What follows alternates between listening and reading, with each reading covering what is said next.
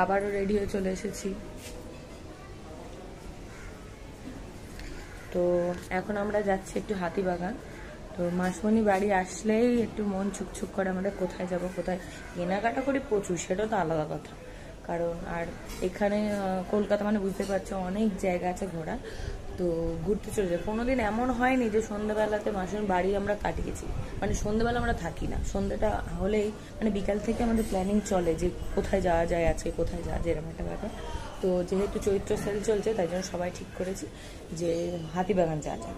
তো হাতিবাগানে গিয়ে অনেক কেনাকাটা করব, মানে বাড়ির সবার জন্য, আমার জন্য, মাসিমণি আমার মামিও যাচ্ছে, সবাই মিলে একটু কেনাকাটা করব। তো তাই জন্য আমি রেডি। আমার রেডি হতে বেশিক্ষণ লাগে না, বিশ্বাস করো, খুব জোর 10 মিনিট। মানে ড্রেসটা সাজার মতো, শুধু এই কাজলটা, লিপস্টিক, আর কিচ্ছু আমি লাগাই না।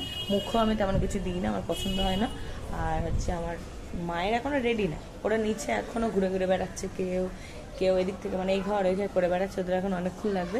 যেহেতু আমি ভিডিওটা করবো ওই জন্য তাড়াতাড়ি চলে এসেছি আমি, মানে ড্রেসটা তাড়াতাড়ি করে উপরে চলে এসেছি। তো চলো গিয়ে দেখাচ্ছি কি কিনলাম, ঠিক আছে। দুঃখের বিষয় এই ছিল যে আমাদের মাঝ রাস্তায় বাস থেকে নেমে যেতে হয়েছিল, তার কারণ রাস্তায় প্রচুর জ্যাম ছিল। জ্যাম হওয়ার কারণ হচ্ছে যে রাস্তায় মিছিল বেরিয়েছিল। তো নেমে যা দেখলাম যে না নামলে হয়তো সেদিনকে আমরা আর হাতিবাগান অবধি পৌঁছাতে পারতাম না। তো আমরা হাতিবাগান অবধি হেঁটে গেছিলাম।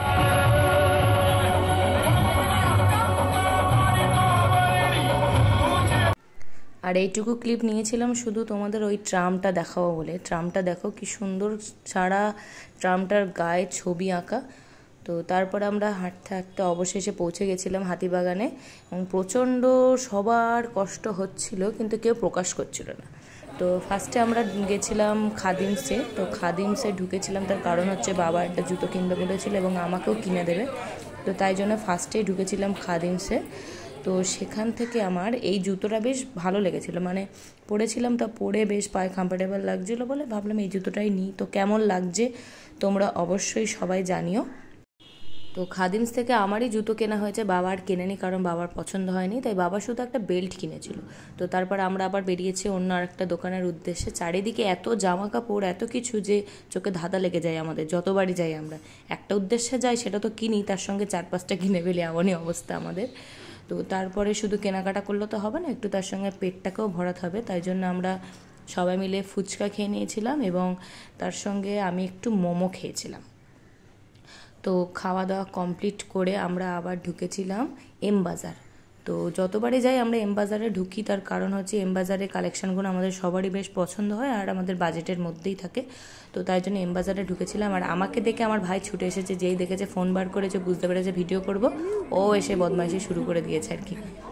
মানে ভিডিও অন করলেও বুঝতে পারে আমি ভিডিও করা শুরু করে দিয়েছি ব্লগের জন্য। তো ও হাজির হয়ে যায়।